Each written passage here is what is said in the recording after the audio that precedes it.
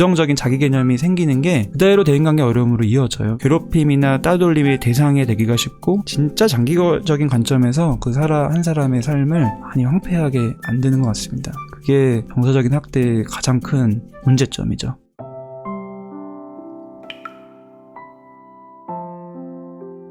이슈를 통해서 조금씩 이제 여론이 형성되고 뭔가 제도가 개선되고 하는 긍정적인 측면이 분명히 있지만 심각하고 자극적인 것만이 아동학대가 아니라는 거를 알아야 되는 거예요.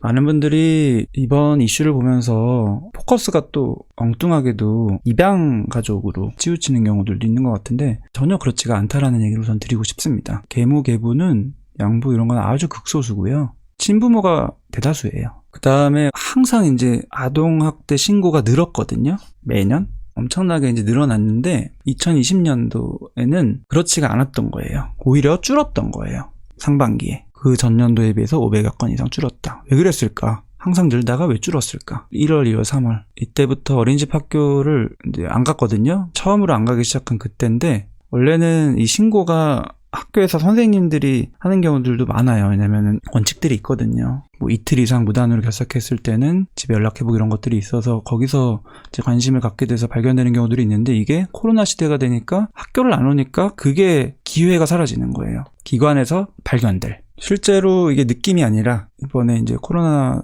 봉쇄 때문에 휴고를 하면서 아동들의 삶에서 폭력을 경험한 비율이 대폭 늘어난 그런 조사도 있고 근데 어떻게 보면 당연한 거예요. 이 집에 있으면 부모님의 또 스트레스가 굉장히 커지고 또 온라인 수업하면서 굉장히 그것 때문에 힘들어지는 분들을 저는 엄청나게 경험을 했습니다. 2020년도에 저도 이제 상담하는 사람으로서 굉장히 특별한 경험들을 많이 했는데 학대와 관련해서 여러 가지 요인 중에서 부모님의 심리적인 부분에 대한 얘기를 좀 드리고 싶은데 여러 가지로 힘들 수밖에 없는 상황들이 막 겹쳤어요. 부모도 사람이라서 아이가 학교 가거나 어린이집 유치원에 갔을 때 여러 가지 할 일들이 있거든요. 그리고 또 충전할 필요도 있고 근데 모든 것들이 다 막히고 고스란히 쌓였다가 또 이제 부모와 자식 간의 관계는 적절한 거리가 또 어느 정도 필요한 게 있습니다. 아무리 사랑하고 그래도 아주 밀착돼 있고 24시간 밀착돼 있으면 결국에는 부딪히고 터질 수가 있어서 적절한 거리감이 굉장히 중요한데 신체적인 거리감도 유지가 안 되고 그래서 많은 분들이 그 어려움을 호소를 하셨어요. 그래서 꾸준히 상담하시던 분들도 많이 안정되시다가도 2020년도에 이제 많이 힘들어지신 분들 너무 많이 경험했고요. 그나마 또 와서 그런 얘기를 할 수 있는 분은 그나마 그 여유가 있는 환경인 거예요. 아이가 좀 커서 잠깐 집에 혼자 있을 수 있는 상황이거나 아니면 누구한테 맡길 수 있는 그 기회가 있는 분들이 상담하러 올 수가 있지 오시던 분들도 그게 코로나 때문에 그 빈도가 아주 뜸해지거나 아예 못 오게 되는 분들도 많이 있었고 또 중요한 거는 이 학대의 중요한 요인들 중에서 부모 관련된 요인 중에서 부모의 스트레스에 많은 걸 차지하는 게 이제 실직이거든요. 어떤 경제적인 어려움, 실직 또는 실직과 관련된 불안. 근데 정말 많은 현상이 코로나 때문에 일어났죠. 그래서 부모님 입장에서도 쉽지가 않은 한 해였던 것 같습니다. 이제 우리나라가 그나마 2000년대 들어서 뭐 관련 법도 아동복지법도 생기고 강제적인 그런 부분들도 많이 생기고 최근에 계속 생기고 있어서 학대 사례 신고도 늘어나고 있고 이 신고가 늘어나고 있는 게 학대가 실제로 늘어나고 있다라고 보기보다는 그 전에는 이런 인식 자체가 없어서 신고할 생각도 못했는데 요즘에는 많이들 이제 하게 되는 거죠. 종사자도 하게 되고 주변 이웃도 하게 되고 또 아동 자체가 하게 되기도 하고요. 뭐가 아동 학대냐? 크게 나누면은 이제 네 가지인데 가장 이제 이슈가 많이 되는 거는 신체적인 학대죠.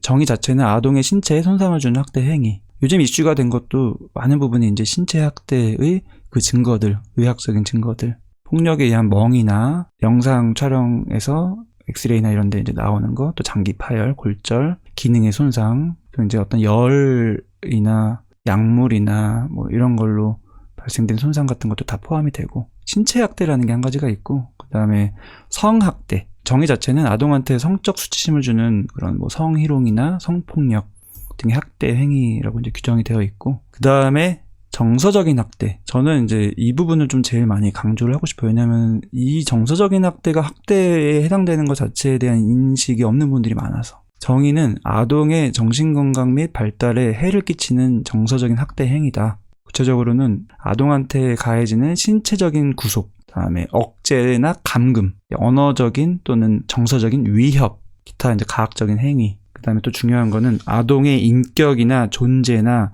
감정이나 기분을 심하게 무시하거나 모욕하는 행위. 명백하게 아동에게 가해진 잔혹하고 학대적인 부당한 대우. 그다음에 진짜 중요한 게 고의적으로 반복적으로 아동한테 의식주를 제공하지 않는 행위. 아동에게 부당한 노동을 강요하거나 상업적으로 이용하는 행위, 뭐 여러 가지가 있는데, 정서적인 학대는 나는 주관적으로 힘들었는데 그게 뭐 다들 그런 거 아니냐 이런 식으로 스스로의 힘들었던 경험을 대수롭지 않게 여겨야만 할 것 같은 압박감을 느끼시는 분들이 되게 많은 것 같아요. 뭐 의식주를 반복적으로 이제 제공하지 않는 행위가 뭐 부모가 그걸 안 할까 이런 생각이 들 수 있지만, 저도 이제 상담을 통해서 과거의 그런 힘든 경험들에 대한 얘기들을 많이 이제 듣다 보면은 이게 진짜 많아요. 의식주를 아이를 내가 위협하기 위해서 안 주는 거예요. 쉽게 말하면 밥 안 주는 거예요. 내가 너무 우울증 때문에 무기력하고 힘들고 또는 뭐 일하느라 바쁘고 이래서 놓치는 그런 방임, 조금 이따가 말씀드릴 그 방임하고 좀 다르게 일부러 의도적으로 안 주는 거예요. 거기다가 이제 말도 하죠. 너는 먹지 마라. 너 같은 애는 먹으면 안 된다. 더 이제 심하면 뭐 나가라. 그리고 정말 많은 분들이 아이를 이렇게 통제하고 강압적으로 이제 위협해서 어떤 행동을 하게끔 유도하게 하기 위해서, 뭐 쉽게 말하면 뭐 교육이라는 명목 하에 그러는 경우도 많은데 사실은 학대인 게 되게 많은데, 옷을 그렇게 벗겨요. 옷을 벗겨서 밖으로 내보내는 이런 경험들을 하시는 분들도 많이 있고요. 정말 이 정서적인 학대에서 굉장히 중요한 감정 경험이 수치심이죠. 부끄러움. 내 옷을 벗기고 또 밖에 내보내고, 당연히 두렵죠. 갈 데가 없으니까 아이는. 나가라는 말이 정말 공포인데, 부모님들이 아이를 뭔가 훈육한다는 명목하에, 본인도 뭐 그게 훈육이 아니라는 것도 알겠지만 자기도 모르게 또 그렇게 돼요. 왜냐면은 본능적으로 아는 거예요. 내가 아이를 컨트롤해야 된다라는 압박감이 크고 아이가 통제가 안 되는 느낌이 들 때 어떻게 해서든지 통제를 해야 되는데 강력한 한 방이 필요한 거죠. 데미지를 주는. 그걸 아는 거예요. 그래서 수치심을 자극하는 행위를 하게 됩니다. 옷을 벗기고. 아이가 가장 힘들어하는 게 이제 부모로부터 떨어지는 그 느낌이거든요. 그리고 뭐 냉장고 문도 못 열게, 너는 먹으면 안 되니까 냉장고 문 열지 말라. 뭐 심하게는 뭐 테이프로 붙여놓는 경우도 있고. 이게 다 정서적인 학대인 거예요. 꼭 때린다는 신체적인 학대뿐만이 아니라, 그리고 신체적인 학대도 교육적인 목적으로 회초리 드는 거 다 신체적인 학대입니다. 교육하기 위해서 어쩔 수 없는 거 아니냐? 어쩔 수 없는 게 아닌 거예요. 그리고 나는 그렇게 맞아서 커서 이렇게 잘 자랐다고 말씀하시는 분들 계시기도 한데, 전문가들은 다 알죠. 안 맞았으면 더 잘 자랐을 텐데 아쉽다. 근데 이제 그렇게 정신승리하는 경우도 많고, 폭언에 대한 얘기들을 이제 해주시는데, 정서적 학대죠. 굉장히 많아요. 많은 분들이 이제 그런 경험들을 하십니다. 근데 그게 중요한 이유는 앞으로 나의 삶에서 그게 베이스에 깔리거든요. 어렸을 때는 이 가치관이라는 게 형성이 되어 있지 않기 때문에, 나는 누군가라는 그 정체성도 형성이 되어 있지 않기 때문에 나한테 부모가 하는 말은 그냥 스폰지처럼 흡수가 돼요. 쫙 빨아들입니다. 차라리 반항하고 난 그런 사람 아닌데 왜 이러고 있어 막 이렇게 생각을 하면 다행인데, 그렇게 되지가 않고요. 자기 개념이 완전히 손상이 돼요. 그래서 나는 나쁜 애다, 벌받아서 마땅한 애다, 부모님이 이러는 거는 내가 진짜 나쁜 애기 때문이다, 부모님이 잘못한 건 아니다, 이런 식으로 자꾸 생각을 하게 되고, 그대로 자기 멸시 개념이 그냥 생기는 거. 그게 뭐 자존감이 낮아지는 거기도 하고, 부정적인 자기 개념이 생기는 게 진짜 장기적인 관점에서 그 한 사람의 삶을 많이 황폐하게 만드는 것 같습니다. 그게 정서적인 학대의 가장 큰 문제점이죠. 그게 이어져서 그런 개념이 생기면 그대로 대인관계 어려움으로 이어져요. 왜냐면은 나에 대한 인식이 그러니까, 나는 형편없는 애, 부족한 애, 이런 식으로 자동적으로 나를 하찮게 보는 상태에서 대인관계를 맺으면 위축될 수밖에 없고, 괴롭힘이나 따돌림의 대상이 되기가 쉽고, 적극적으로 내가 반응하기가 쉽지가 않고, 끌려다니기가 쉽고, 그렇게 악순환이 되고. 근데 그런 경험을 했었을 때, 부모님인 아동의 어려움을 얘기했었을 때 역시 또 정서적인 학대를 또 주죠. 그건 네가 잘못해서다, 네가 어떻게 했길래 애들이 널 그렇게 대하냐, 이런 식으로. 그래서 이게 쌓이다 보면은 내가 너무 싫고, 그래서 감정적으로 확 올라올 때마다 자해를 하고 자살 충동을 느끼고, 그리고 인지가 자꾸 왜곡돼서 대인관계에서 아무 뜻 없이 그냥 한 말도 나를 업신여기거나 비난하거나 무시하는 발언이나 행동인 걸로 왜곡해서 해석이 돼서 또 과민하게 반응하게 되고, 그러니까 나만 이상한 사람 되고 또 자책하고, 정서적 학대에 대한 얘기를 좀 드렸고, 방임이 이제 또 한 가지의 학대에 해당됩니다. 정의는 이제 자기의 보호나 감독을 받는 아동을 유기하거나 의식주를 포함한 기본적인 보호나 양육이나 치료나 교육을 소홀히 하는 방임 행위. 그래서 이제 학교에 안 가는 게 뭐 이틀 이상 돼도 그걸 조사하게 되어 있는 거고, 교사가. 그 이외에도 이제 여러 가지 부수적인 것들이 있어요. 요즘에 또 이슈가 되는 거. 아동을 타인에게 매매하는 행위. 최근에 자꾸 기사에 나오잖아요. 중고나라 이런데. 그리고 장애를 가진 아동을 공중에게 관람시키는 행위. 아동을 이용해서 구걸시키는 거. 흥행을 목적으로 아동한테 위험한 그런 고개를 시키는 행위. 여러 가지들이 이제 있고, 이 창에서 이제 보시면은 정서적 학대가 많죠. 중복으로 이게 또 이루어지는 게 굉장히 많고. 이번에 이슈가 된 거는 굉장히 어린 아이라서 좀 사실은 드문 케이스고, 제일 많은 거는 이제 초등학생이에요. 저학년, 고학년, 그 다음에 취학 직전 유치원, 중학교 넘어갈 때까지 이렇게 있는데, 실제로 상담을 해봐도 그때의 기억이 굉장히 강렬하게 남아있어서 감정적으로 이제 연상되면서 트라우마가 자꾸 반복되는 분들도 있고, 아니면 반대로 너무 그 감정이 힘들어서 기억에서 삭제해버린 분도 있고. 항상 이제 이렇게 얘기하면은 이제 부모님에 대한 걸로 이제 화살이 돌아가게 되는데, 자기가 부모인 경우에는 굉장히 힘들어요. 이런 식의 분위기가 되는 게. 저도 역시 부모이기 때문에 이렇게 마음이 편하지가 않습니다. 근데 아동학대에 관련된 요인은 여러 가지가 있어요. 부모의 특성, 이제 어린 시절에 학대받았던 부모가 사람이 부모가 되면은 그 자식을 또 학대한다라는 이런 대물림이라는 게 물론 있는 게 있지만 그게 아주 강하고 꼭 그렇고 그렇진 않아요. 그래서 이제 여러 가지 연구들이 있는데 종합해 보면은 학대의 피해 아동의 한 3분의 1 정도는 지금 말씀드린 대로 그렇게 학대하는 부모가 되고요. 하지만 3분의 1은 그렇지가 않아요. 그래서 내가 그런 경험을 했다고 해서 우리 아이한테 나는 그러겠구나라고 단정 지으실 필요는 전혀 없고, 그것 때문에 많이 몰입돼서 위축되실 필요도 전혀 없고, 혹시나 그것 때문에 결혼이나 부모가 되는 것을 너무 제한하실 필요도 없고, 나머지 3분의 1은 이제 다양한 요인에 의해서 이제 결정될 수가 있다, 이렇게 되어 있습니다. 그 다음에 또 여러 가지 요인 중에서 중요한 게 그 가족의 분위기가 되게 중요해요. 사연에서도 본인이 어렸을 때 학대 경험을 얘기하신 분들이 대다수 그런 얘기를 하셨죠. 부모님이 서로 갈등이 많으셨다. 거기서 자식은 굉장히 마음이 위축이 되죠. 그래서 부부 갈등이나 불화가 높은 그런 가족일수록 부부가 이제 그런 갈등을 해결하기 위해서 신체적이든 언어적이든 이런 공격적인 방법을 사용하게 되고, 그게 이제 자식한테 이어지는 경우도 많고, 그다음에 아까 말씀드린 코로나 때의 이런 경제적인 스트레스, 실직과 관련된 그런 경험들이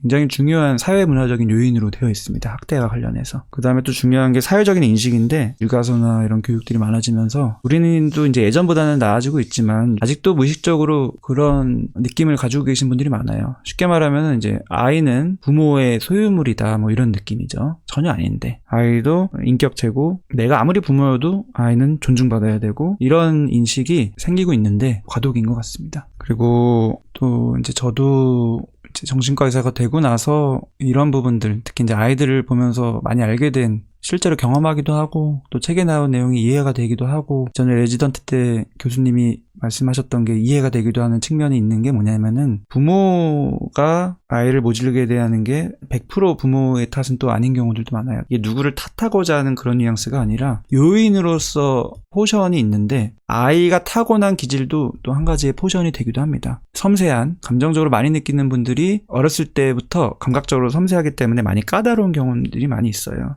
옷 같은 걸 입어도 상표 같은 게 뒤에 붙어있으면 그거 너무 힘들고, 뭐 양말을 조금 잘못 신으면 그게 너무 싫어서 막 다시 신겨 달라고 이제 떼를 쓰게 되기도 하고, 거기서 감정적으로 조금 어떻게 보면 둔한 아이들은 그냥 무디게 그냥 지나갈 수 있는 거를 많이 예민하게 부모한테 많이 요구하면 부모도 해주고 싶지만, 특히 요즘 같은 코로나 시기에 이 로딩이 막 몰릴 때는, 하루 종일 24시간 그런 걸 해줄 때는 자기도 모르게 이제 한계치에 다다라서 내가 이상적으로 추구하려는 그 행동과 전혀 상반된 행동을 하게 되기도 합니다. 이렇게 여러 가지 요인들이 이제 복합적으로 작용을 하는 것 같아요. 부모도 완벽하지 않다는 것도 부모 입장에서는 맞는 거고요. 또 자식 입장에서는 부모가 완벽하지 않기 때문에 내가 받은 상처는 감해줘야 된다, 이게 아닌 거라는 거예요. 부모 입장에서는 부모가 헤아리면 되고요. 자식 입장에서는 자식이 헤아리면 되는 거. 내 입장에서 100% 충실하게 내 감정을 이해하시면 되는 겁니다. 많은 분들이 내가 그래도 부모인데 이러면서 자기 감정을 제한하고, 자식분들은 그래도 부모인데 내가 어떻게 이런 마음을 가지냐, 이런 식으로 자기 감정을 또 제한하고,